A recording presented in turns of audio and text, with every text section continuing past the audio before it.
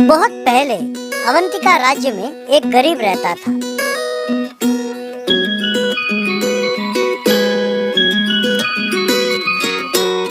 उसका नाम अकबर था। वो रोज जंगल में लकड़ी काटकर गुजारा करता था। एक दिन जंगल में एक पेड़ काटने के लिए उसने कुल्हाड़ी निकाली तो पेड़ ने बोलना शुरू किया।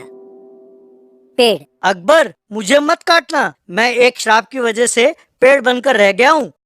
बहुत जल्दी मैं श्राप से छूट जाऊंगा, पर यदि किसी ने मुझे काटा तो श्राप की अवधि बढ़ जाएगी। तुम मुझे कुछ ना करो। अकबर: ठीक है पेड़ जी, आपको कुछ नहीं करूँगा, मैं कोई और पेड़ काटता हूँ।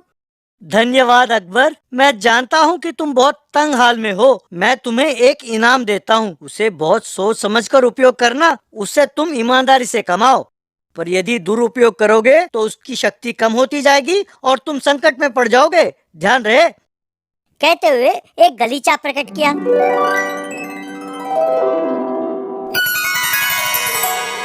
जैसे ही अकबर उस गलीचे पर खड़ा हुआ, गलीचा उड़ने लगा। इस तरह वो घर पहुंचा।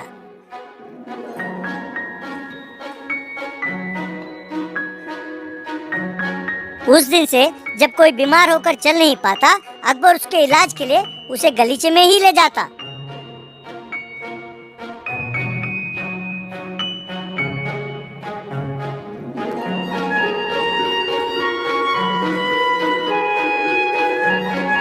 वो जो पैसे देते थे लेता था। वो पैसे मांगता नहीं था।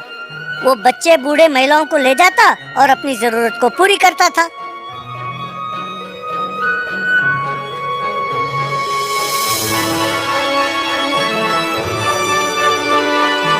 एक दिन एक राजा के सिपाही ने ये सब देखा।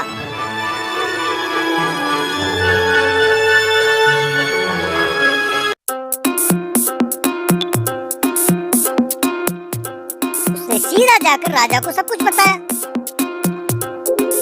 राजा: तुरंत जाकर उसे ले आओ, मुझे वो गलीचा चाहिए। सैनिक अकबर को लेकर राज दरबार पहुंचे। अकबर: महाराज, मैं जान गया हूँ कि आप उस गलीचे को चाहते हैं। उसे आपको देने में मुझे कोई आपत्ति नहीं है, पर अगर आप उसे स्वार्थ के लिए प्रयोग करेंगे तो उसकी शक्ति कम होती जाएगी। ये बात ध्यान में रखें महाराज। राजा: मेरे अनुरोध को स्वीकार करने के लिए धन्यवाद। मेरी ओर से 1,00,000 सिक्के इनाम में ले लो। जीवन आराम से व्यतीत करो। अकबर उस पैसे के साथ खुशी खुशी वहां से चला गया। उस दिन से राजा उस गलीचे में जंगल शिकार करने जाने लगा।